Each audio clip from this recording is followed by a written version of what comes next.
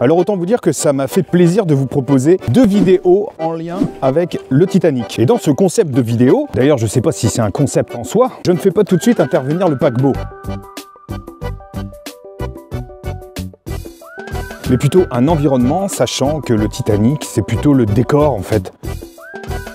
Donc pour ce nouvel épisode, je ne vais pas y couper avec cette petite histoire que je situe d'abord dans les années 60, en pleine guerre froide entre les États-Unis et l'Union soviétique. Alors pour résumer, la marine américaine a essuyé 2 déroutes, à savoir la disparition de 2 sous-marins nucléaires en 1963 et 1968 dans l'Atlantique au large de Terre-Neuve. En plus, ça a fait plus d'une centaine de morts. Il s'agissait de l'USS Treasure et l'USS Scorpion. Et si les Américains savent à peu près dans quelle zone ont disparu les sous-marins, ils n'ont pas encore la technologie pour essayer de scruter les fonds. Et du coup, de ces disparitions demeurent beaucoup de points d'interrogation. De ce qu'on sait, a priori, un des sous-marins a eu un problème technique. Pour le second, on se demande s'il n'a pas été torpillé. Et comme c'est la guerre froide, on se dit que c'est peut-être les gens de l'Est, à savoir les soviétiques. Mais sans preuve matérielle, tu peux rien prouver. Il va falloir attendre un peu plus de 15 ans. À ce moment-là, la technologie est bien plus avancée, les équipements nettement plus perfectionnés. Du coup, l'US Navy fait appel à un chercheur océanographe, un géologue du nom de Robert Duane Ballard, qui, doté d'un équipement 2.0, avait pour mission de géolocaliser l'USS Treasure et l'USS Scorpion et d'envoyer un super sous-marin pour faire des prises de vue afin de vérifier encore la présence de nucléaire, mais également vérifier s'il n'y a pas une trace d'impact de torpille. Comme ça, ils pourront aller voir les soviétiques. Bref, on est en 1985, Robert Ballard mène son exploration. Ça n'a pas duré hyper longtemps, quelques semaines, et il retrouve la trace des 2 sous-marins. Alors concernant le nucléaire, on n'a pas trop d'infos. Par contre, on a fini par savoir que visiblement, l'autre sous-marin n'avait pas été torpillé et qu'il s'agissait également d'un problème mécanique à l'intérieur. Et une fois qu'il a fait ça, il était content, Robert Ballard. Et comme il lui restait un petit peu de jours pour sa mission, il s'est dit qu'il les mettrait à profit en continuant de sonder un peu les fonds marins. Et le 1er septembre 1985, à 1h05 du matin, le Titanic était retrouvé.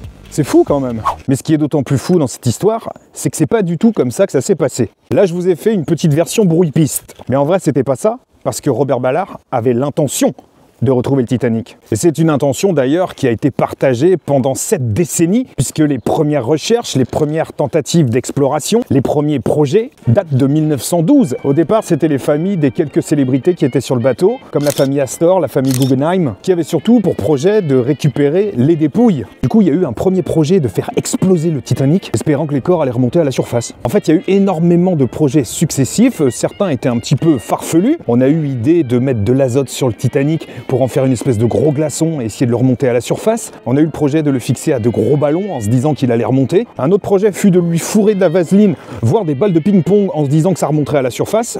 Ou alors l'utilisation d'aimants géants. Des milliardaires excentriques aux chercheurs érudits, en passant par Walt Disney, énormément de projets ont été étudiés et pour beaucoup sont tombés à l'eau. Parce que déjà on n'avait pas encore localisé l'épave, qu'en plus ça coûtait une blinde, et c'est surtout qu'on n'était même pas sûr que ça marcherait, d'autant plus qu'à l'époque la technologie était hyper limitée. Il faut vraiment attendre les années 70 pour voir arriver des projets quand même beaucoup plus précis, concrets et réaliste. Parmi tous ces chercheurs explorateurs, nous avons donc Robert Duane Ballard, qui mena en 1977 une expédition qui avait plutôt bien démarré, mais en fait, ils ont cassé du matériel, ça a tout foutu à la flotte. C'est quand même con quand on investit des budgets de millions de dollars, d'être la loose à cause d'une tige en fer qui a pété. Robert, il était un peu frustré. Il avait quand même pour projet de créer un prototype de sous-marin qui pouvait supporter la pression à quasiment 4000 mètres de profondeur et qui pourrait être même capable de faire des prises de vue.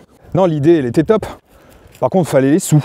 Et donc, ce qu'il a fait, Robert Ballard, il s'est adressé à l'US Navy pour leur demander s'il voulait bien participer au financement. Ah ouais, c'est super ton projet. Par contre, l'épave de bateau, on s'en fout. Et on aimerait bien quand même que tu nous cherches 2 sous-marins nucléaires qui ont disparu dans les années 60. Ok, mais une fois que j'ai fini, je peux chercher le gros bateau. Oh, oui, si ça t'occupe. Là, Robert, il est content, il a une partie du financement. Par contre, il faut trouver une autre source de financement. Et c'est là qu'il fait appel à Ifremer, la station océanographe française. Pourquoi il a proposé à Ifremer? C'est parce qu'à l'époque, la France était largement mieux équipée en matière de sonar, tous ces systèmes pour balayer les fonds marins. Il leur dit qu'il a récupéré un peu de budget, qu'il aurait besoin qu'ils investissent pour monter une expédition franco-américaine en vue de localiser et de filmer l'épave du Titanic. Et Ifremer était motivé pour investir de l'argent et monter une expédition, notamment avec l'océanographe français Jean-Louis Michel, en se disant qu'il pourrait amortir l'investissement en vendant des VHS du reportage de la découverte de l'épave. Et ouais, on va faire de la péloche, on va s'en mettre plein les poches. Je te dis pas les répercussions médiatiques. La gloire mec. On est en 1985, c'est la fin de l'été, l'opération va durer environ 2 mois. L'idée, c'est de procéder en 2 temps. D'abord, l'équipe française sur son bateau, le Suroît, s'occupera d'élaguer les fonds marins, de manière à débroussailler, dans l'optique de localiser précisément l'épave. Et dans un second temps, ce sera le tour du bateau américain le Knorr de faire descendre son sous-marin caméraman, qui s'appelle l'Argo. Bref, l'équipe de Jean-Louis Michel se met au travail pendant 5 semaines, mais finalement, c'est un peu bredouille. Pas vraiment matière à s'exciter. Ils sont rejoints plus tard par le Knorr et finissent par se retrouver à un emplacement qui devait être à peu près cohérent. Autant dire que les Français sont un peu saoulés parce qu'ils étaient déjà allés plus ou moins dans cette zone et a priori il n'y avait rien. Sauf que les sonars captent une forte présence de métal sous la mer. Et ça c'était déjà arrivé au début de l'exploration. Mais à ce moment-là, l'équipe de Jean-Louis Michel pensait que c'était le matériel qui était défectueux parce qu'il se mettait en marche. De fait, ils comprendront que dès le début de l'exploration, ils étaient déjà passés sur la zone du Titanic. Et c'est Robert Ballard qui était présent en début de mission qui leur avait dit qu'il fallait aller un peu plus loin. Bref, on est le 31 août, c'est la nuit. Argo, le sous-marin caméraman, commence sa descente. Il parvient au fond, à 3800 mètres, et commence à suivre la ligne de débris, pour se retrouver à 1 h du matin, en face d'un objet différent. Il tombe sur une chaudière. Et pas très loin, ils sont tombés sur l'épave du Titanic. Pour le coup, c'est la grosse émotion, c'est la fête. À 2 h 20 du matin, heure précise du naufrage, sur le Knorr, ils se mettent à hisser le pavillon de Harland & Wolff, la société de construction du bateau. Et le lendemain, le monde entier apprend le retour du Titanic, mettant en avant Robert Ballard comme étant celui qui a découvert l'épave du Titanic. Bon, la postérité n'oublie pas quand même la participation active de la France, d'Ifremer et de l'équipe de Jean-Louis Michel, mais on retient quand même que c'est Robert Ballard. Sauf que bien que ça se soit passé sur le Knorr et que ce soit le sous-marin caméraman de Ballard qui ait fait la découverte, au moment où la chaudière a été trouvée, Robert Ballard, il faisait dodo. On a dû aller le réveiller en urgence. Par contre, qui était sur les écrans radars et de contrôle? Jean-Louis Michel. C'est donc une découverte franco-américaine, mais s'il faut identifier un homme, c'est Jean-Louis Michel. Bon, dans l'absolu, on s'en fout. Ce qui compte, c'est d'avoir fait une découverte majeure, une découverte qui a pu corroborer les témoignages des survivants qui disaient que le Titanic s'était cassé en 2. Parce que si vous regardez toutes les représentations graphiques, cinématographiques, mettant en scène le Titanic avant 85, en fait, il se casse pas en 2, il coule. Mais en disant ça, je crois qu'il faut que je précise quelque chose. En fait, la localisation exacte du Titanic et le fait qu'il se compose de 2 parties, ça n'a pas été découvert en 1985, mais en 1977. Par l'US Navy. En fait, à ce moment-là, toujours pendant la guerre froide, l'US Navy essayait de trouver des zones à explorer où leurs sous-marins espions pourraient être discrets. Et en fait, pour le coup, tout à fait par hasard, ils sont tombés sur une grosse épave avec tellement d'acier que ça faisait brouiller tous les systèmes radio. Et donc à cette époque, l'épave du Titanic était devenue un endroit stratégique pour la marine américaine, de manière à poster leurs sous-marins en toute discrétion. Autant dire qu'au tout début des années 80, alors que Robert Ballard allait voir l'US Navy pour demander des financements pour trouver le Titanic, en fait l'US Navy savait déjà où il était. Et une fois qu'on dispose de cette information, on peut s'autoriser à la relier à un autre élément, le fait qu'en début d'exploration, Robert Ballard ait indiqué la mauvaise direction aux Français. Est-ce que ça veut dire qu'il savait pertinemment où se trouvait l'épave? Toujours est-il qu'une fois que le Knorr a rejoint le Suroît, là ça a été hyper vite. Mais bon, on va pas conspirer, hein. Toujours est-il que les Français l'ont eu mauvaise. D'autant plus que Robert Ballard n'a pas respecté le contrat. L'idée c'était un partenariat entre Ifremer et sa société de production de reportages et de documentaires. Et Ifremer pensait bien se rembourser un petit peu grâce au VHS. Sauf que Robert Ballard, non.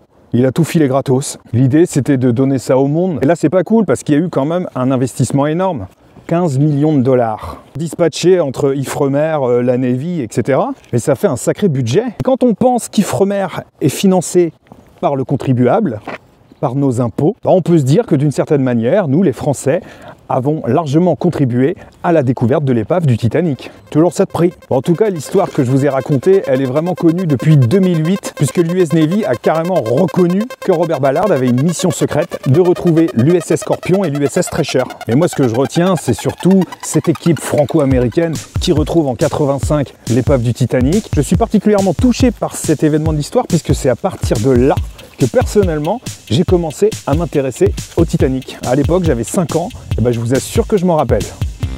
Mesdames, Messieurs, bonsoir. L'histoire d'une légende engloutie pour ouvrir ce journal.